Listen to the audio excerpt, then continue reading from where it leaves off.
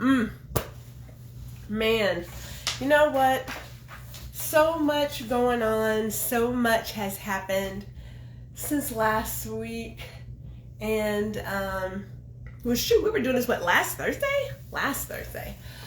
And so, I decided, since today is my company's 10th anniversary, to just do a live, hey, love bug, to just do a live where I reflect on the past 10 years and then also reflect on my father as well. I know when I left here Thursday, hello Austin, hello. Love my New York City family. You guys always represent. I love you guys. I know I left here Thursday last week to head back to Houston to talk to a doctor about my father. And if you follow me on this channel or any other channel or social media, you will know that my father transcended on Saturday. It's just Saturday. My days are really off. You have no idea. They are off, and we are on to the next chapter of life, which is, dealing with grief. And my father put me in charge of all of his affairs. So, taking care of services and things of that nature. Hello, Ron. There's my other husband. I'm not a cheater, but he was my first husband, if we're going to talk about history. And I got to tell you, it's my brain. Like, I was there, met my parents at the in ICU on Friday, which was their 50th wedding anniversary. And, we talked about food and, hey, boy, all the folks are coming through. I know you like my coffee post. I'm not even a coffee drinker, but, there's Eric there. We were talking Friday, and he was, just himself. My father was very clear that he didn't want any doom and gloom in his hospital room. And so, we talked about how the hospital didn't know how to cook cauliflower and some other things. And I believe in my head that, a part of him just wanted to be able to spend one more anniversary with his wife. I mean, 50 years is a huge milestone. 51 years together, actually. And, that next day, he just, his heart gave him some problems and started that. So, it has been something. And I'll share this because Ron, like I said, is my first husband. In a great ear, we were talking about caring for our parents and that transition and how it can be difficult at times because you see these commercials and everything is happy-go-lucky. And the fact of the matter is, it's a lot of work. It's a lot of work. And it's work and it's emotional. And when you get to a place of what's going to happen next, it gets really emotional. Hey, there's Joan! Well, we had everybody coming in to help celebrate the 10 years. So, and my dad. So I'm going to share some stories about my dad because he gave me my business sense. Like, Pop was always about entrepreneurship and having your own and being a private chef. For a couple of times he did some catering and things of that nature. And, he there's a reason why I am the way I am when it comes to business and working with people and not taking things personal. There's a reason why I am that way. That was from Pops. Pops did that. Now I will tell you this, like he had this grand idea that his daughter was going to go to NYU and graduate and do these grand things. And I did go to NYU, but in the midst of attending, I realized I didn't like the major I created. I know, awful. And so I just had to come back home, and he was not happy. He was not happy and gave me a really hard time about the choice I did make for myself. So it took some time for me to even really share that I was creating this photography business because is just not what he saw for his daughter, right? Starving artist and things of that nature. But I remember the day to the T when I was going through my equipment, and Pops has always been a film tech person. You know, he had VCR early on, he had like all the video games, big screen TVs, like film, the Sony camcorder, like Pops was in all of it. He was in all of it. Look at all, hey, there's Erica and Danny, hello. He was in all of it. So I picked it up. Like, I have a natural talent for cooking and a natural talent for photography. Like, I got it from my dad. But I remember the day when he was asking about what's this and what's that. And although he wasn't critiquing me, thank you. You know, I love these glasses. Bliss Optical, there you go. Even though he wasn't critiquing me, it felt like I was being judged. I mean, like, we all know about our parents, you know, we know how parents can be. So I was like, it's just this, it's just that. He's like, I just had questions. I just want to have questions, just had questions. So I went over some stuff, and I remember when he said, I'm just proud of you. And I thought, God damn it. Oh, why did he have to say it? It was so great to hear. It was absolutely great to hear. So I am drinking as I'm celebrating the 10 years of G Photography and just sharing some stories about my dad. Yeah, you know, they are the cutest frames. Like, they really are cute. And these are thin lens. So if it looks like I'm kind of blind, probably because I am. I mean, these suckers are thin and they're still kind of thick. So don't judge me in my eyes, you know what I'm saying? Like, they're a little out of whack. But I can see, so hey, you have to do what you have to do. But I am sipping on Mimosa Bubbles today. Oops, hold on. Mimosa Bubbles is what I got today. We're going to celebrate. Eric was like, yeah, I'm kind of blind too. Why are all the photographers like have the worst vision? What is that about? Have you noticed, quick little side note, have you noticed how many photographers have to wear glasses or like are wearing contacts and have to make sure they get the right one because they might not see things in focus? I'm just saying, I don't know why it is, but but I'm gonna just take this first toast and you know, celebrate my pops, 72 years, and he did it. He has lived an amazing life, and I'll talk about that next. He has been a great example of, you know, going for the gusto, taking care of your family, living your vows, and going out the way you want to go out. You know what I'm saying? Like, we were having those basic conversations up until the day he transcended. And so for me, that just says, you know, if there's anything I want to do in this world, I want to live that life. You know what I'm saying? Like, I want to be that person. So salute to Father. We'll take a quick drink here. Now, I will say this. If you're a champagne person, you would love this. It tastes like oranges and pineapple. And that's a great combination. Tropical all day long. So there you go. So when I talk about, like, my father, he didn't go to college, right? Oh, we're doing mezcal? Oh, shoot. You know, I have some at the bar, but I do have to drive tomorrow morning. I got to go back down to Houston. We're still taking care of some things. It is great. It is beautiful, Ron. It's beautiful.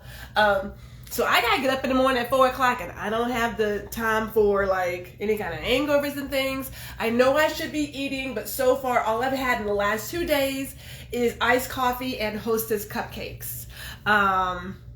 Yeah. I'm going to work on, well, wait a minute. I think I had some pizza last night. I did have some pizza, but I'm lacking on the eating, which, you know, you get up and you do, and somewhere around there, I know. I have to, I'm gonna do better in getting myself like an actual breakfast and things of that nature, but what can I tell you? But Pops didn't go to college, right? He had to go to work at an early age. He did get out of high school and everything, but he knew he had this talent, became a cook, and it worked in his favor. Like, he worked at a couple of places, hotels and things, and just had a knack for it and a way to manage a team. And so he was working at the Great Mind Company in Houston, and that is what you can do. Yeah, thank you, right? Thank you, Danny. Coffee and cupcakes. So he worked at the Grapevine Company, and there is a gentleman there who really enjoyed the meal, wants to meet the chef. And so he comes out, and the guy's like, hey, I would love to hire you to cook for me. And unbeknownst to my dad, he was Sheikh of the bin Mahfouz family, and had homes in London and Jeddah and Miami and New York and Houston and LA and all over. And Pops filled up a number of passports traveling as a private chef. And I remember as a kid, he would send stuff back from London and send stuff back from Jeddah, and he started speaking Arabic to us in the home, because that's what he had to learn fairly quickly. And there were always all these stories, like that man had some passports and they were stamped. I was like, oh my God. And you would have never thought that somebody who didn't go to college could have that life. So quick little soapbox moment. Even though I have gone to college, I'm an educator, I love the idea of education, I also believe you should follow the path that is best for you. Everybody, and I'm going to use it, ain't got to go to college. It's not necessary, right? If your heart is in working on cars as a mechanic, have at it. If you want to do HVAC systems, do that. If you want to play video games and get paid to play games all day, by all means, follow your dreams. But the idea that we should all go to college, no offense, I'm not really on that boat. Not on it. Now I know for my father, I can see for him what he wanted for his kids. He worked a lot. Now, you do know that when you travel like that, you're not in the home as often. So there were periods of time where my father wasn't there. I say not there physically, very much there in the home, right? Talking to us at weird hours, like we're going to bed and he's just getting the day started. But he did what he did for his family, because he didn't have it for his family, right? And it's just, when you look at some of the parents of all ages, in fact that they make these sacrifices for their kid, I know why they do it. They want the best for their kids. Trust me, I get it. But your kids may not want the same thing that you want. Now, I will tell you a quick little fun story about the bin Mahfouz family, right? Because Gwendolyn wanted to be a chef. I wanted to be a chef and then a veterinarian. And then I realized, I love animals and things, but some of that cleanup and not my thing after all. And then I wanted to be a chef until I worked with my dad. Because Pops taught me that be you family or friends, when you're on the clock working together, don't nobody care. There's no special treatment. This is a job, and ain't none of this shit personal. I learned that the first day, because I just knew, oh my God, I'm his daughter, and I'm in here chopping up stuff. And yeah, Pops was like, look, this is a job, and you got to work. You got to move fast. Yalla, yalla, hinna. Yeah, that was Pops. So I cried the first day. I cried pretty much, I think, all day on the job. And I knew that I am not meant for the restaurant industry. But I also learned that it's not personal. It's a business, right? So, of course, fast forward to where I'm at a place where I am managing my brother and managing my friends. This is business. Like, ain't none of this shit personal. So, it is what it is. And it just, rolls off my back. I have no problem with that. But here's the deal. Okay, so my dad being so proud about his daughter getting accepted into NYU as an early decision, they paid for my first year of college. So Pops calls me in. He's like, come in the room, close the door. I'm like, okay. He opens up this briefcase. I kid you not, $30,000 in cash, because that's how they roll. And I thought, wow.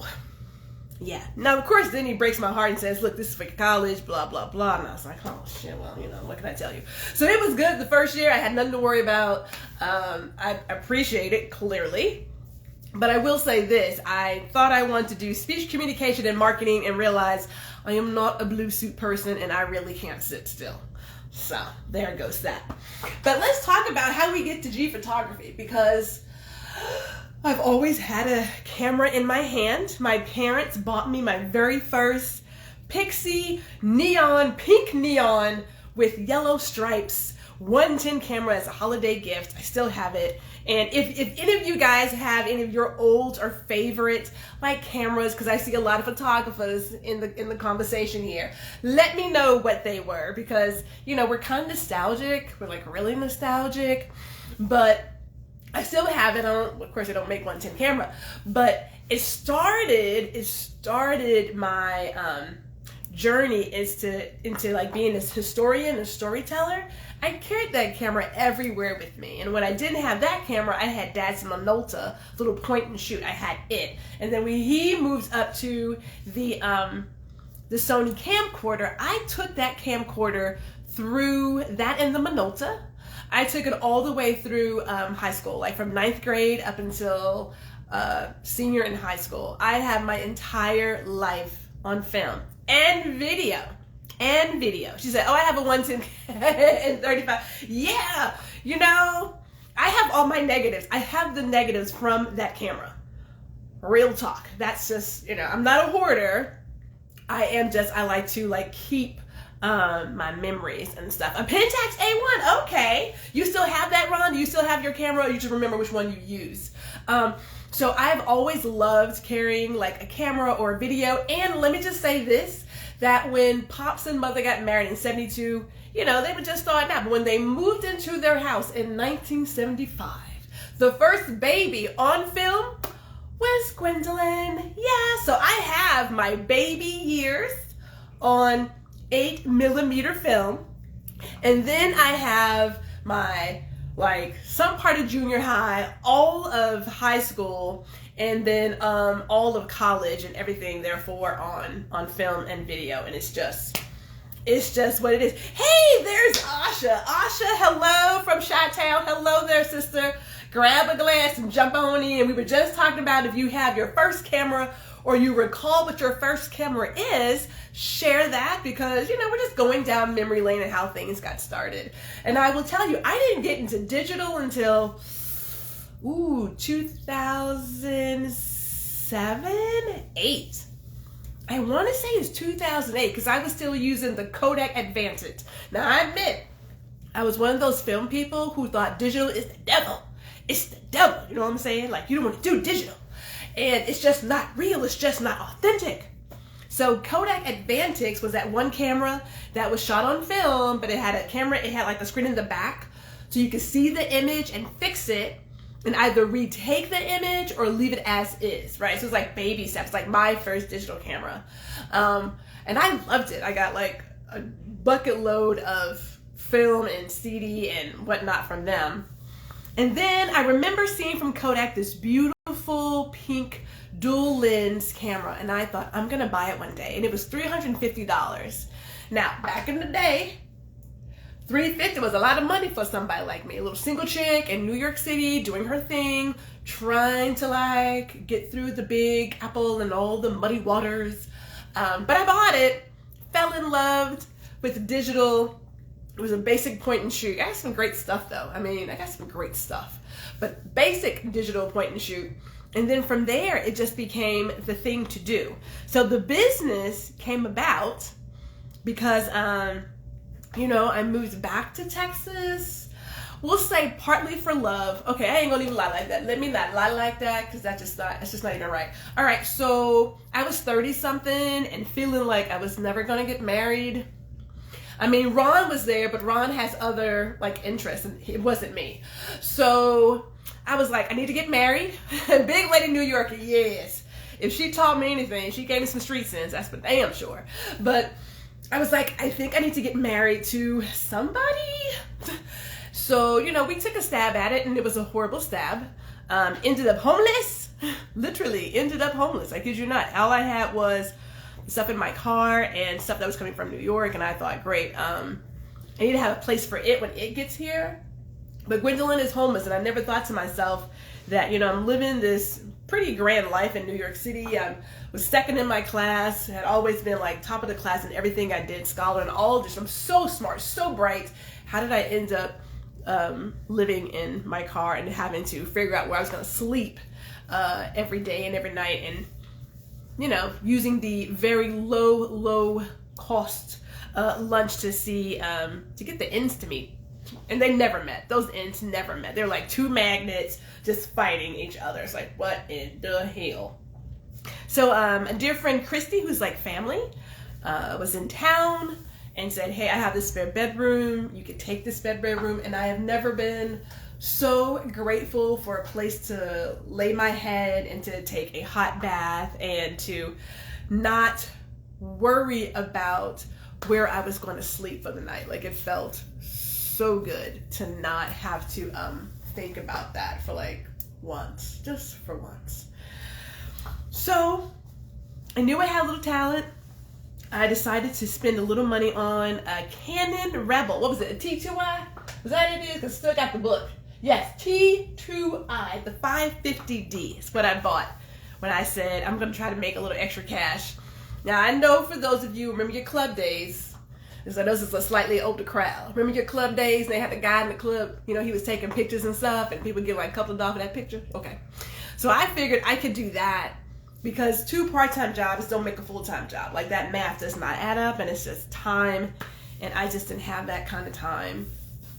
But that's where we thought that we would, you know, start getting some things together and making this company work, making it legit. Now, that didn't happen for a couple more years, only because I didn't think that it was, I thought it was okay, if you ask me. I thought my art was okay, and I didn't even know that you could really make money from it. I want to say I was doing like maybe 100 photos for $100 on a CD. I was giving away all my coins, all my coins, my cookies, all of it, my bags, giving it away. Because I didn't know, right? Like, you don't know what you don't know. You just don't know what you don't know. But it was my cousin in LA, who's a photographer as well, Mark Anthony.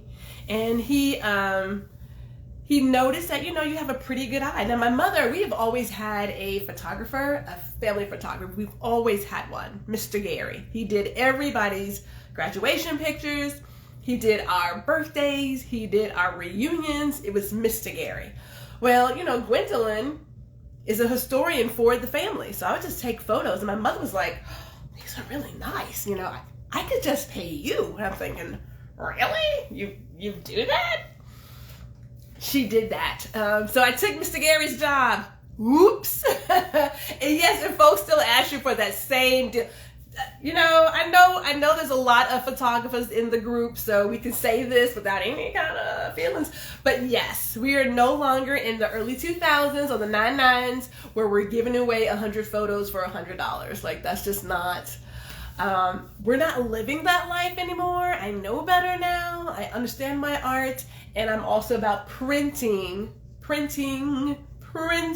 images, not just leaving them on digital or a CD or a USB drive. And it's like you need to touch and feel and like really put your arms around your images. So took Mr. Gary's job, took his job, what can I tell you? And my cousin said, you've got a really good eye. Like, you need some practice on some things, composition, this, and that. How to shoot manual. He gave me a quick lesson, and I thought, you know, it's like took off my training wheels. But I thought, okay, I can do this. So that very next Monday, I went in, got a DBA, and I was looking for all of the fancy names. I was like, G photography or photography this, and, you know, I tried to get all cute and stuff. And then I got to the window, and I was like, G photography, and she was like, done. And I was like, wow, that's great. Until you go online and realize there's like 8,000 G photographers in the world. You're really not that special after all. Oops. But that's how it started. That's how it started, trying to make the ends meet, and it has blossomed into a really great, I'm going to use the word career at this point, because for 10 years and we have learned so much. I have met some great people like Erica, who's in Austin, who is clearly doing stuff that I ain't ever going to do. And I never say never, but I'm going to say never on that, because Erica's edits and things, man, that's not where Gwendolyn thrives. And Ron, who has been published, National Geographic and The New Yorker, who has his book out. I aspire to get my book out. I'm just like, I am surrounded by amazing people. Amazing people. Asha is in Chicago. She has amazing art as well.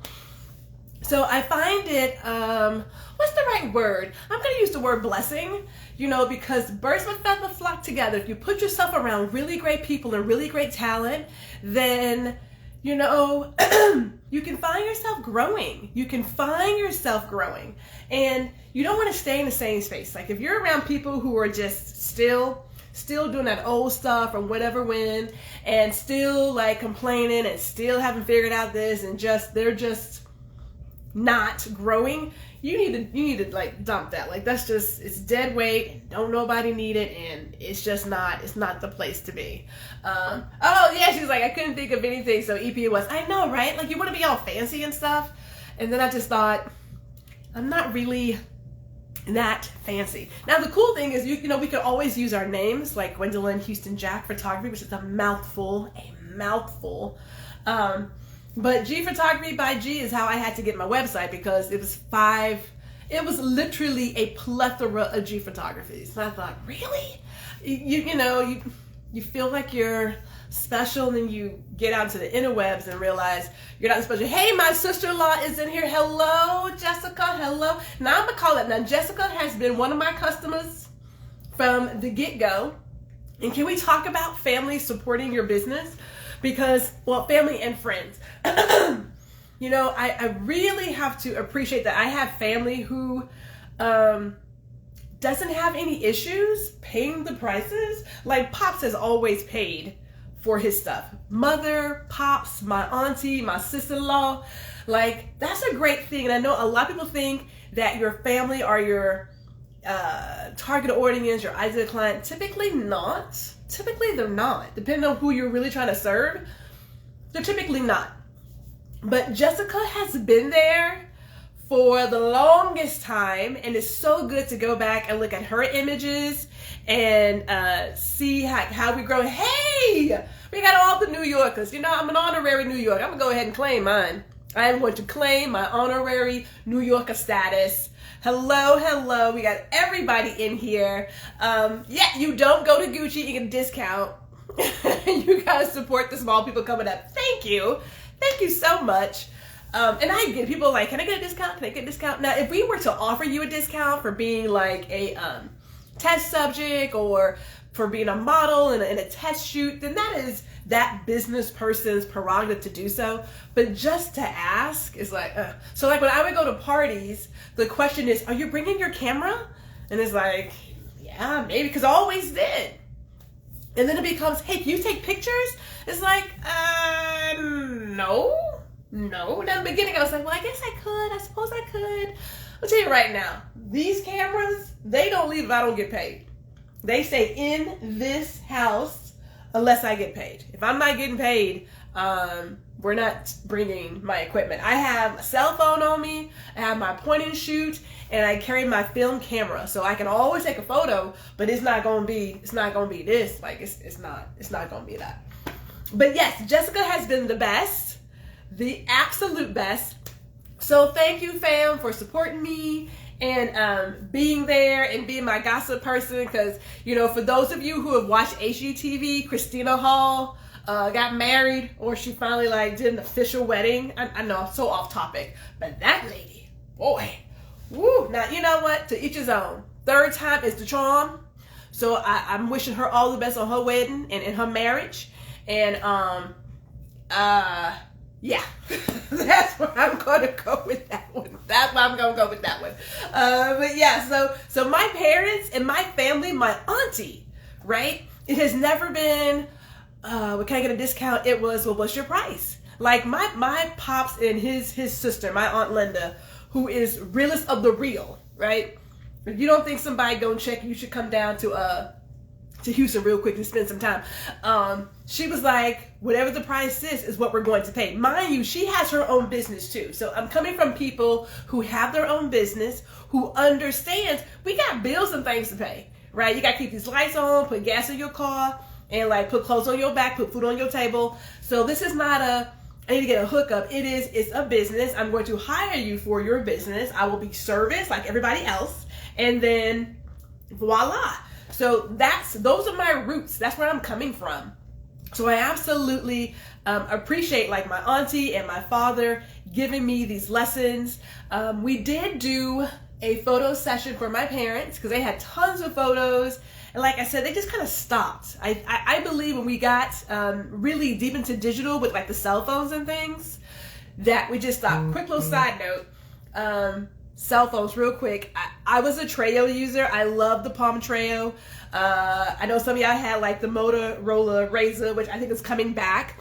What was your cell phone? And do you have some of those cell phone photos? Because I still have all my video and my images from my Palm Treo and my BlackBerry Tour. I have all of them. And I thought it was like a big thing to have like 2 megapixels. I was like, oh my God, I'm so fancy. Yeah, that stuff is so great. I mean, it's so hilarious how often it is. The price is the price. That is, yes, the price is the price. That's exactly what it is. Oh yeah, the BlackBerry Messenger. That was the bomb, man. And I will tell you this, quick little side note on technology, that Ron and I would sit at lunch for the longest time going over our technology. When we both got on the Samsung wagon and we were rocking like our Samsung watches and our Samsung phones, we were the best couple. We were the tightest couple in New York City. Y'all couldn't tell us nothing. Oh yeah, okay, Erica, see? We are like kindred spirits. BlackBerry Tour and the Palm, yes. Ron has all of his images. I mean, I've been using Flickr for like forever. And I know folks are like, Flickr is this. Here's the deal. They have the best storage system out there. They do. It auto updates from my phone. I have stuff from way back when. I love Flickr for that very reason. I have all my stuff. I got it on Flickr. I got it on my little NAS drive. And then, you know, I got it in the cloud some other place. But Flickr is the place to be if you're going to try to save your photos and stuff. But yes, there you go. It's all about BlackBerry. It's about the BlackBerry Tour. And then, like I said, that Palm Treo was the thing. And, you know, I am a Samsung fan. I'm going to go ahead and say it. I am not an Android fan. I'm a Samsung fan. Those are 2 different things. Make sure y'all get that right because it ain't the same damn thing.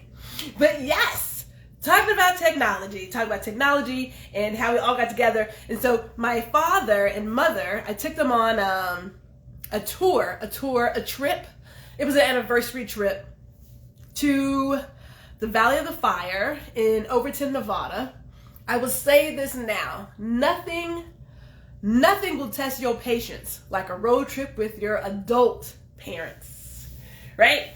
Because when you're a kid, yes, you do want to check the right usage box. I have a lot of my stuff that's private and like copyrighted, or I should say licensed, because, you know, people be doing things, but yes. But my dad is a side seat driver. My brother will tell you that I am very much like my father when it comes to driving. I probably picked up his colored commentary. What can I tell you? But it is what it is. It is. Oh, saw her niece on a billboard? What? We'll have to talk about the stealing of our arts next. That's going to be our next topic. Can we talk about that? We'll talk about that next. So I took them out to Nevada. We were in the Las Vegas area. And beautiful, beautiful session. Those are the photos that you see on his memorial page and everything. Pops looked good in his red suit. He looked good. He was like styling, profiling, had his glasses on and everything. Like he was gonna go out there and like, you know, do some major stuff on the tables. Mother looked great as well. She bought all of my prop jewelry, right? She's like, can I buy this? He's like, yes, ma'am, you can buy it. What can I tell you? But they look so good out there. They look so good. I am my father. Just know, I am my dad. Like, trust. We are 2 peas in a pod. But beautiful, beautiful time out in the desert, and love those images. Absolutely love them. And so I'm so happy that we were able to give them that moment. Now, my parents not only have this nice, I think it's like they got not a 3x4, it's a 3x4 image it's right over their fireplace, but they bought an album and a coffee table book. Like, they love them so much. They got the They got the book first, and then I had a sample that I made for myself with a metal cover and a really nice setup. And they were like, is that for us? And I was like, it's a sample for the company. And so Pop said, how much is that? I was like, well, you trying to buy one of those? The parents bought everything. They bought everything. So if there's anybody beyond Jessica, beyond my aunts, and I do have the Monicos who were there from the beginning while we're doing images on CDs. They're awesome folks who really do like rep for your business and have traveled with you as you have grown as an artist. So love them for that. And thank you, Joe. Like, I really love those images. I will tell you that my father and I were planning for the 50th anniversary. He didn't want to do a road trip, and I was right on board with them. I was like, somebody finna get left in the desert, because this right here, we not doing this never again. Like, never again. I love my dad, but when I say side seat driving, commentary all the way from Las Vegas to Houston, it's like, ugh. So I thought, yes, good idea, bad idea. We should probably fly next time. But he didn't want to go out of state. He wants to go like local. There's this beautiful hotel, it's a Marriott, and they have a Texas-shaped pool, right? So he thought maybe just be there. But we were going through ideas, and we had planned to do it in the spring. That was our plan, do it in the spring. But something happened. I just think, he just didn't feel like doing it. Mother's like, let's just do like the Mother's Day portrait and call it a day, and we'll come back and we'll do like our images. I'm like, great, sure, no big deal. So Mother got her stuff. And I remember recording my father. It's such a beautiful video. And I love watching it. So Mother's all dressed up in her Mother of the Bride gown, because look, when you buy some of these gowns, you're gonna wear them bitches as many times as possible, okay? Real talk. And so Pops comes out and he was like, oh, there she is. That's what I fell in love with. And Mother she's just giggling and blushing. And I thought, golly, 50 years with one person, you guys are still dropping lines. Like, seriously? Like, I'm just like so one, but two, in awe. Because that love is real. Like, that's real love there. And so to be able to capture that, and I can look back at it now, and my mother can look back at it now, just really talks about their marriage. And 50 years, it's not an easy job, like, at all. As humans, we're changing, we're evolving, and the idea of having any relationship with your friends, your family, your parents, your colleagues, your dog, your cat, you're going through some changes, right? And so you have to work through those changes.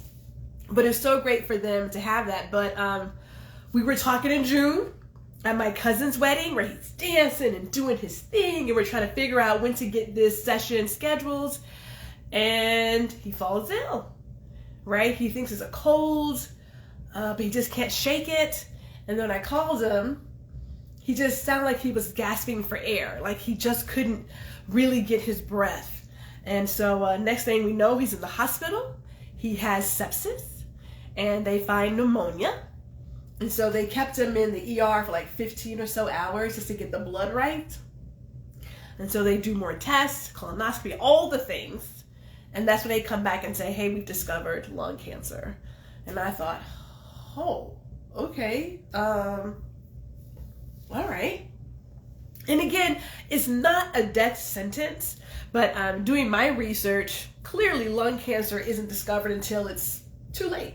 It was stage 3. And keep in mind, he was 72. So pneumonia by itself is awful when you're older. But then to add on all those other things, it can be a little bit much on the body. Erica says, I did my parents' 50. Oh my God, in June. That's so sweet. Oh, that is so sweet. I mean, it's great, like, to be able to capture their love at 50 years is a beautiful thing. So they sent Pops home. We talked to his primary doctor, got the oncologist, and what looked like was going to go positive every visit back to Houston, I could see that he was getting thinner and thinner. And, oh, Joanne, my sister passed 3 weeks after she was diagnosed with non-smoker's lung cancer. Oh, Joan, did not know.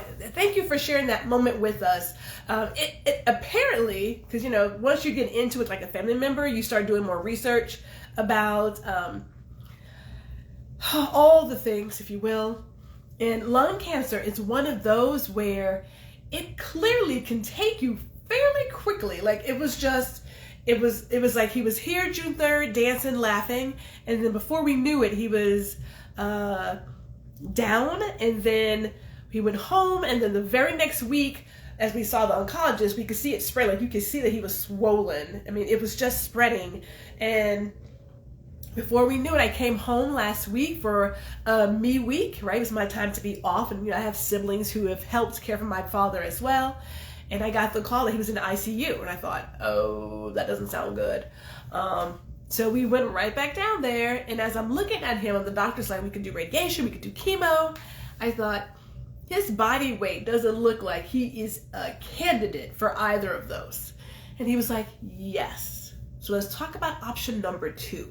So as a family, we had already discussed what would be, which is why when we walked into his room, my brother was there. He's like, I don't want any doom and gloom. Like, we're not doing that. I mean, because he's not dead, right? I'm still very much here. We're going to do what we normally do. He's like, so what's up? I was like, well, Auntie's having a fish fry.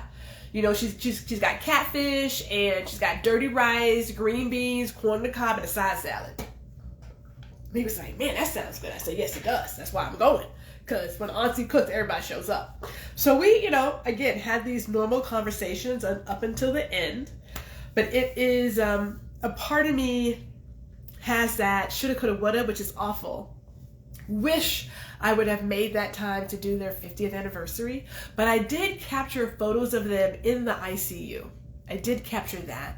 And, you know, to see my mother caring for my father, I mean, God bless, you know, like when you see the attention that you give to someone and that level of care, did he ask you to bring some fish? Let me tell you, Pops was having mother sneak in orange Fanta on a daily basis into the hospital. Because you know when you're in there, they're not feeding you like, you know, he had Ensure, apple juice, plenty of bland food, but no soda, like 0. Mother was like, I need a large cup, and before I leave, I'm going to refill this cup. And so then it was, let me go ahead and get like, let me just put some of this and get you. So yeah, he enjoyed himself until he left. Right, but we didn't sneak any food in because they had to sign no outside food. So we never had to do that because you had to be buzzed into the ICU. Drinks we were able to take in and leave out, but not food. But he did ask. He was like, "That sounds great. Wow, I wish I had that." So you know, he kept his humor up. He was just as snarky, if you will. And I remember when I saw him the first time, and I had a car accident. Well, okay, it's not really a car accident per se. I got hit jaywalking, of all the things, in Houston, Texas. I had a bad day, became a really bad day. Ended with a bill for the ER, a bill for the ambulance. I got my ticket in the ER and I could barely see because my custom glasses were destroyed. But his way of handling those kinds of moments is to bring laughter. And so he comes in as I'm in my bed, waiting to be released, and he's like, if you want some attention, you just could have said something. And I thought, really? Seriously, Pops? So when I walked into his room, I was like, if you want some attention, you simply could have said something. And he just gave me this look like, so yeah, what goes around comes around. But there is a part of me that wished I had these really fancy photos. But real talk, when you're telling someone's story as a photographer, you tell the story that you have in front of you. So if that story is in the ICU, that is where you tell the story. And we were not allowed to bring like a regular camera, so I relied on my cell phone camera to take video and to take images of them. And you know, when they talk about, you know, your vows and living those vows and being there until the very end, that was my mother. She spent her 12 hours in the ICU daily, And then when they had a private room, she was there overnight. We just got her for breakfast and lunch, and then she would go back upstairs. So, you know, a lot of folks are looking for that kind of love where it is truly unconditional and through all the things, good, bad, ugly, whatever. Why, you know, I'm not exactly sure, but this ICU, they had a sign outside. One, you have to have your mask, but then they had a sign outside about no filming, no cameras, and there was like one other icon there that they had in this ICU room. So no, because I thought, you know, let me take the camera, but then I thought, you know, let me just use my phone. You know, my phone is there. It works. I was able to capture some great video and still get some images of them together, but they were clear about not filming in this hospital. So I don't know what that's about. Gwendolyn didn't ask. I just, you know, I'm the straight and narrow kid. I'm going to follow the line. I'm not going to break the rules. You know how I am, Erica. Come on now. But it was good that I got that to help tell their story. And I'm still working on a blog post for them. So if you're on the newsletter, that'll be coming out pretty soon. All right, now, can we talk about the stealing of art? Because I have made my own post, like my own little inspirational post that has like a quote from, say, like Gordon Parks or some other person like a Maya Angelou. And I remember scrolling through my Instagram feed and seeing my image and my words come up. You know? And I thought, is that mine? And so I could look at the very bottom corner and I could see where part of my, what you call it? What's that little fancy word for little words in the bottom? I can't even think of it. My watermark. There you go. That fancy word. She said, if it's an ICU, I'm bringing an 8x10 camera. Hey, I'm just telling you. I don't know why, but they were very clear about not filming. And it could be just like respect of other people. Could be, but who knows? So I asked, I said, hey, where'd you get this image? And he's like, oh, I just found it on Google. And I was like, but that's my image. And he was like, are you sure? I was like, in that bottom corner, you can see that my watermark, my logo is cut off. Like, you can see it. And he was like, oh, yeah, well, you should probably protect that. Really? I should probably protect it?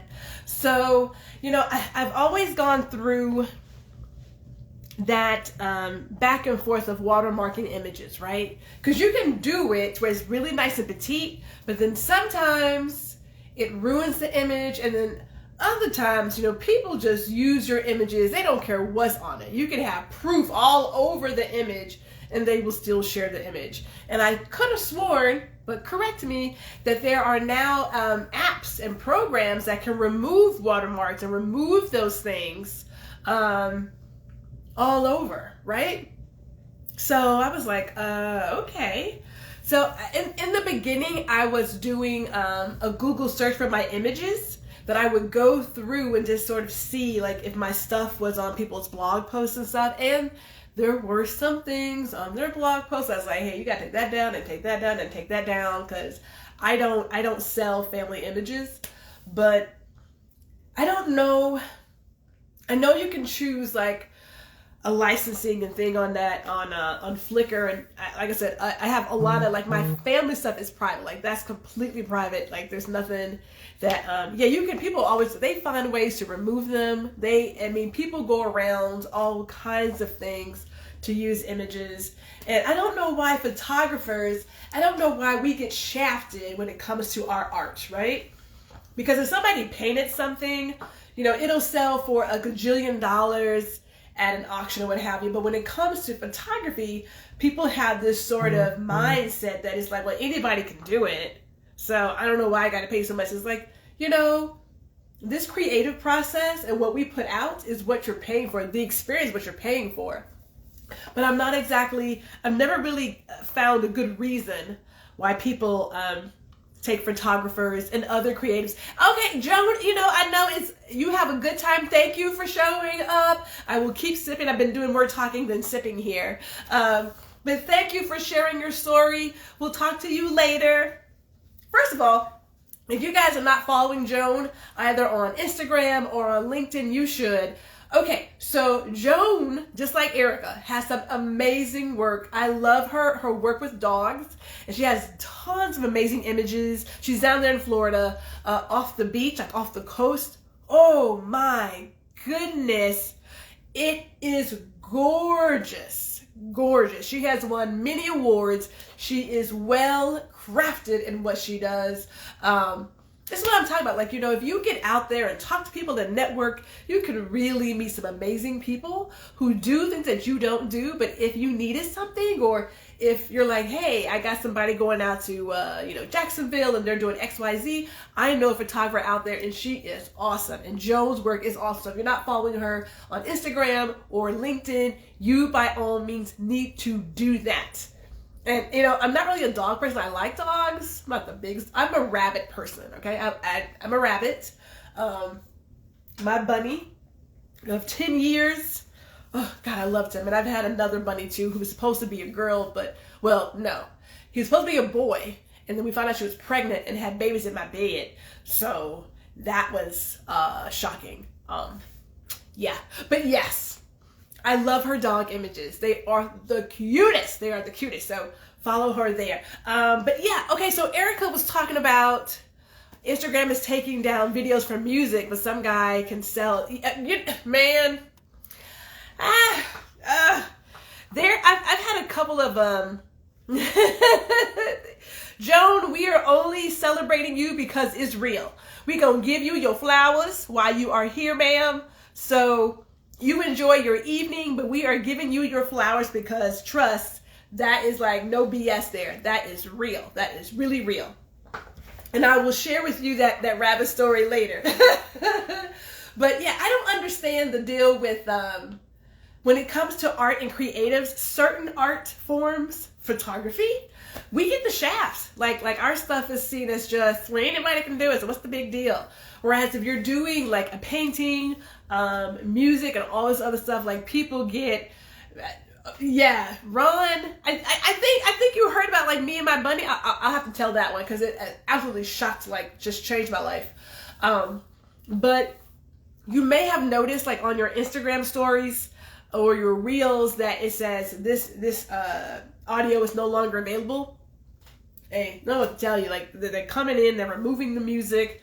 And so your video has no music. You can add like something in somehow. You can like do some after the fact. But when it comes to photography, hey, Stacy, good evening. Hopefully you got a glass of something if you're not working on something, but you got a glass of something. But if you're doing like photography, people just think it's like starving artists. Like we just don't get any love, zero love. And when it comes to talking about your prices, people are like, oh my God, is that much? Well, yeah, there's a lot of work that goes into what we do and how we do it. And it's not just a click of the shutter. It's so much more than that. But since Ron asked, as I refill what's not even empty, I'm sorry. Gwendolyn is just sitting here bumping her gums. And my father, he was a talker too. He was a talker, man. The man had the gift of gab, but you know, he got free food from it, so I'm not going to knock on him. I mean, like, if it works, it works. Okay, so I had a rabbit who ran free in the apartment in New York while I was there. Like, I've had him since 1998, and then he transcended when I was in New York, and I didn't have a rabbit after that. Like, I really thought, I know, Erica, I suck. You know, I'm normally better than this because you and I have done an evening of just drinking an entire bottle. I can't tell you right now, like, what the deal is, but I'm talking more than I'm drinking. Okay. So, and Jessica, I think she's gone now, but Jessica knew, I think her half-sister is a foster home for rabbits. And so I knew I wanted to adopt again because I was finally ready. This is 2016. I'm finally ready. And so I adopt this bunny. And I just named the rabbit Bunny. I was like, Bunny. I adopted this bunny, brought him home, right? Because I know that female rabbits have a lot of ovarian problems and things. I didn't want to go down that path, right? Yes, yeah, Rusty that was the best rabbit. I've never loved something so much. That rabbit touched my heart, like completely changed my life. So I went home to tell the parents I got engaged, and I came back. And that evening, my brother was watching the bunny. He was watching the bunny. And so I go into my room and the bed looks funny, like really odd. I'm like, what's going on here? Like, I don't understand what the deal is. So I pulled back my bed covers because the rabbit had taken the bed covers and sort of made this little nest. And so I pulled back the bed covers and there is a litter of rabbits in my bed. And so I throw it back, I back out of the room, and I said, brother, did you not know what's going on in there? He's like, what's the deal? I was like, this rabbit has given birth to babies in my bed. The rabbit that was a boy is actually a girl, a pregnant girl at that. And so if you know me, I don't have any kids, right? And the idea of even having a child, I'm not that responsible, scares me. So all I started thinking was, I've got now this rabbit and a litter of babies in an apartment. I have no idea what to do with this. It's in my bed. I feel so violated because all her fur and stuff was in this bed. And so I called my fiance. He came back and I was on the apartment steps crying. Like, I was like, oh my God, what am I going to do? What am I going to do? What am I going to do? Well, I called my boss and she's cracking up because she's like, you are so not a mother. I am not. I am an auntie, all right? I'm a grandmother through marriage, but I am an auntie, straight up. So we're doing this research, and come to find out, rabbits have 2 uteruses, okay? So she gave birth to, I want to say like 8 rabbits that night, and then the next night, she popped out 3 more. So she starts running around in a circle and gathering again, and I was like, oh my God, we can't. She gave birth to 3 more babies. And now I'm like really upset because I don't know what to do with all these babies. Like, I had no plans for just this huddle of rabbits. That was not part of the plan. It was supposed to be a boy, and it's a girl, and it's pregnant. I don't know what kind of foster home they're running down there, but not a great foster home. So what I did learn, though, is that rabbits don't eat their young. They don't. But if their young has any kind of problems and they're not going to live, they kick them out the nest. So Gwendolyn, being Gwendolyn, thinks, oh my gosh, she made a mistake. I'm going to put this baby back in the nest. And then she took it and put it back out the nest. All right? She's like, look, this is not a healthy baby, and it's not going to survive. And so I don't want to have that rabbit make all the other rabbits ill. So this little baby is like out here. Eventually it dies, and so we take that baby and we, dispose of it. And then one day I noticed her nest went from the right side to the left side. The left side only had 3 babies left. And I thought, return to the store. There's no 30-day policy. Okay, real quick talk though. When I talked to that chick about this rabbit being pregnant and like giving birth in my bed, and I felt violated. I was on the floor sleeping. I was like, I can't get in that bed. Like, I just took all the sheets clearly and burned them because all her fur and stuff and all the stuff is in there. She was like, well, you can bring the babies back. You can't move brand new babies. All right, there are rules there. There's rules. So, like, you pretty much have to keep the babies with their mother for, like, I say almost like 6 months because their eyes are closed for the longest time. They have no fur. They're blind. They are blind. But she moved her nest. And so what rabbits will do is, if there are more dead babies or non-surviving babies, they will move the nest. So these guys stay here and they kind of like bury them, and then they move it. And so I thought somewhere in this cage is some dead babies, and I just don't even know what to do with that. So completely changed my life. We don't have any rabbits because they damn near ate me out of house and home. They were so adorable. They were lion heads at that. Straight up lion heads. Beautiful, beautiful rabbits, but ate me out of house and home. And so I put them up for adoption because I didn't have that kind of room. And it was a bit much. Like, I would come into the office and I would find them on the desk eating the rubber off of the mouse. Like, you know, rabbits, they love to climb and jump and get into shit. You know what I'm saying? So, beautiful animals. They ran free. They had kale and mustard greens and collard greens and cilantro and all that stuff. But with 4 of them eating every day, oh, Lord have mercy. And then we had the 2 dogs. It was a lot in this. I'm out. No pets. You know, we love pets, but, you know, we travel a lot now, so we had to adopt out. Like, the dog went to, like, a family friend. But, what can I tell you? So, Gwendolyn has no rabbits. I see now, though, that all these rabbit videos are so popular on Instagram. I had tons of that shit on YouTube that's still there. You know, people are like, rabbits? Nobody has rabbits. They should be outside. They don't do... Rabbits are the most social animals. My bunny slept in my bed all the time. All the time. And I would roll over and he would squeal because I didn't know he was there. Like, they love to, like, nestle and get right into the crevices of you. But yeah, I loved my bunny. Like, he was my baby. He was my baby. And so when he transcended, Gwendolyn was like, I think I need to let it go. Because there's no heartache like losing a pet. I mean, well, okay, so yes, losing a loved one. But you know what I'm saying? Like animals have a special place in your heart. And, yeah.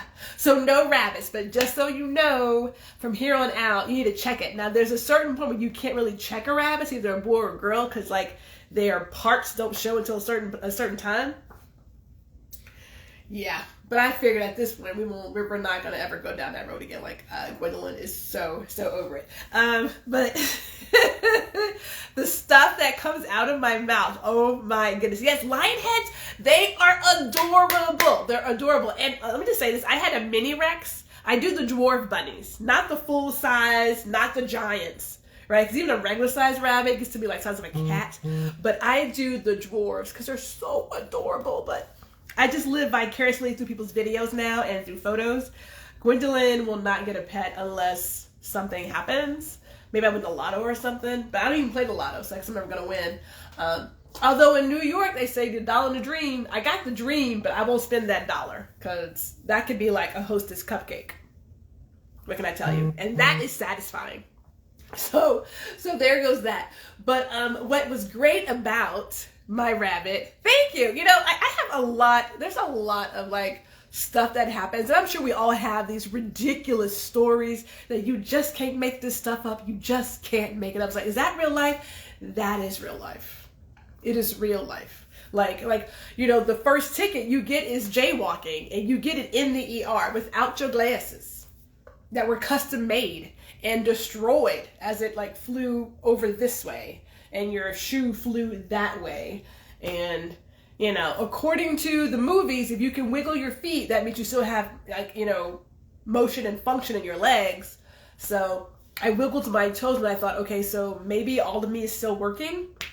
Because when the guy hit me, as he thought we were playing chicken and I didn't know we were playing chicken, when he hit me, I actually flew up and hit his windshield and like flew out. So, you know, it's just one of those things. And I'm surprised I don't have any like lasting damage, like any lasting nerve damage. Maybe in the brain or something, but what can I tell you? The good Lord bless me. I'm still here. I still have work to do, Ron. I still have work to do. Like tell stories about rabbits that are supposedly boys but are girls, and they're pregnant at that. Okay. So about G photography and all those things, people stealing our art. That was the last $2. I'm not going, girl, Johnny Taylor, hey, I am serious about my dollars. You know what I'm saying? Like, I will spend it on a lot of things, but I'm a little tight on when it comes to gambling. So when we went to Las Vegas with Pops was great. Like, Pops could go to, like, the tables, and he'd be playing, like, poker and all that shit, and crap table, all that shit, all that stuff. And he's, like, making money. Gwendolyn is at, like, the quarter slot machine. And then I moved to the nickel because I felt like I was losing my money, and I like to, like, break even. So I went to the penny machine and, like, really got all my cash back. But I had a quarter in there. And so I clicked a little deal to get my ticket out. And I cashed that ticket. Now, my dad gave me the most awful look. It was the look of just shame that his daughter brought up a slip for a quarter to cash out. I don't care if it was a dime. It's my dime, it's my quarter, it's my nickel. I want my money back. And so I cashed my little ticket for my quarter. And like the lady gave me this look, my dad gave me this look. And I'm like, and hey, that money still spins. You know what I'm saying? You put all those nickels and dimes together and you get $1. So I'm not going to leave it there in Las Vegas. That's my cash. But yes, I'm not great for gambling. It's not what Gwendolyn does. But the thing about my pet and G photography is he was a great subject. Like I took a cajillion photos of my rabbit, and I didn't take any official classes until later on in my career. But in the beginning, it is how I play with lighting. It is how I play with like depth of fields and like composition. I am certain all of us have either a person who we have a cajillion photos of. It could be our kids, Erica, not calling anybody out. It could be our kids. It could be a neighbor. It could be a friend. It could be ourselves, because I am always taking photos of myself. But we gotta practice on somebody somehow. You know, like, how else do you get better if you don't take some time to practice, right? Like my husband is clear that he's gotten better. I have the 15-minute session down. Trust. I write all my stuff out. I diagram my setup, and I'm like, I got 4 images to capture. Pop, pop, pop. Done. We're out, and he's good, right?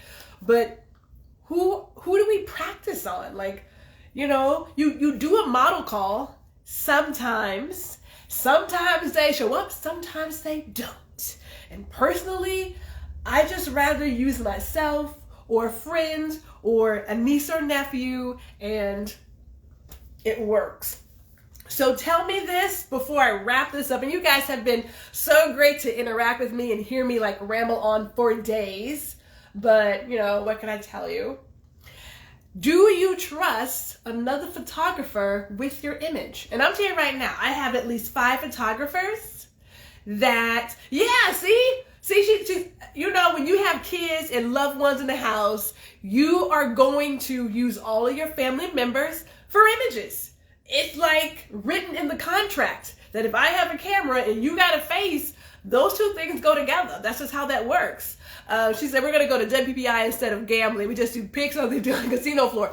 I am down for that. I'm so down for that. I need to get myself together to do WPPI this coming year. But I've had a few people take my photos, and I trust, like right now, I'm at maybe 5 people with my image. I'm a little particular.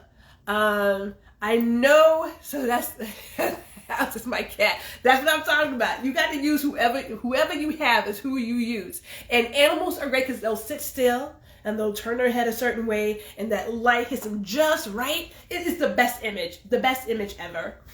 But I do know, like, I'm always taking my own photos because I'm trying some different stuff. I'm playing with some things, you know, and I like having fresh images as well. So what can I tell you? Now, Erica, I don't see you doing a lot of your photos of yourself. I haven't seen that. Ron, same here. But I know that a lot of photographers don't like to be in front of the camera. I completely understand. What can I tell you? In my former life, I was always in front of the video. Ron will tell you, is what we did. We were snapping shots and delivering lines. And so, you know, yeah. And I will say, before I close this out, that I had dreams of being a model. That's where it started. And I actually paid for one of those model scams back in the day, like in the early 90s, like that modeling school that gets you all these jobs and real talk and just take your money and like screw you over.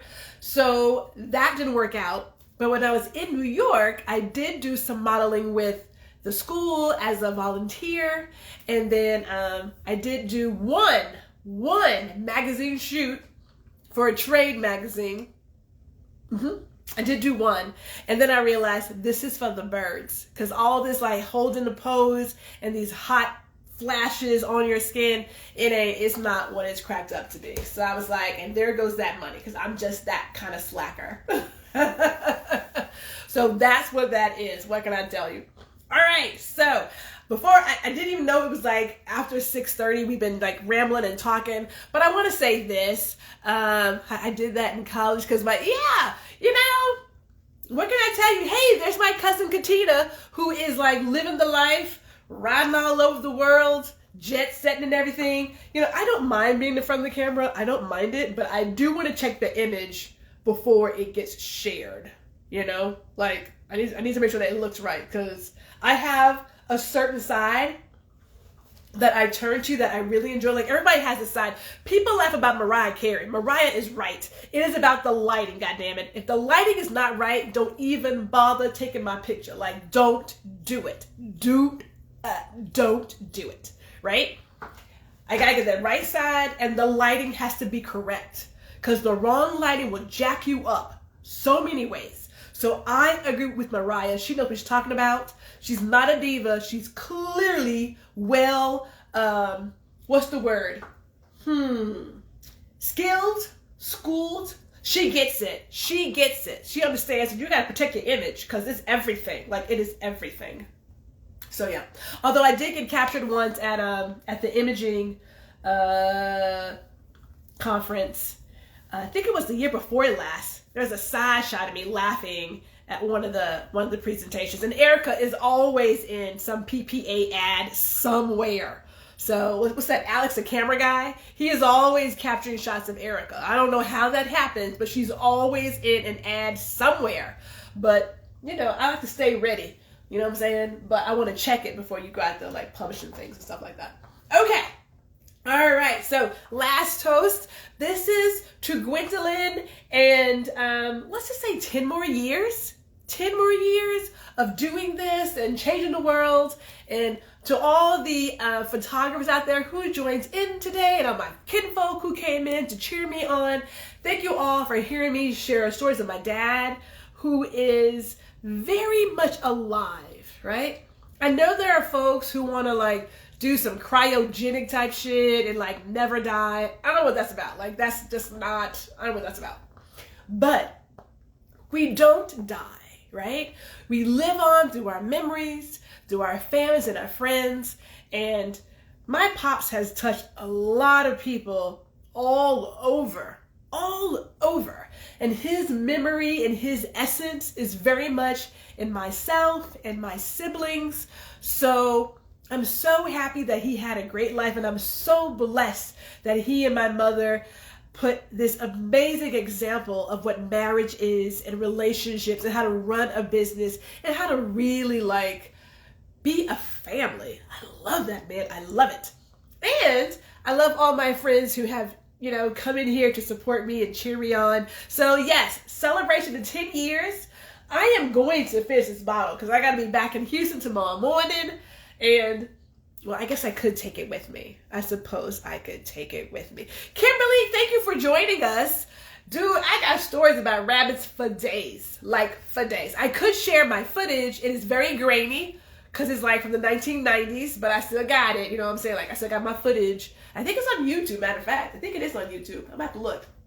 But we shall see. So, salute again. Thank you guys for joining in and for, just hanging out with an old chick who looks like she's like, super young, like I rock it like that. But what can I tell you? So good night, be safe, and hug your loved ones. Tell them you love them.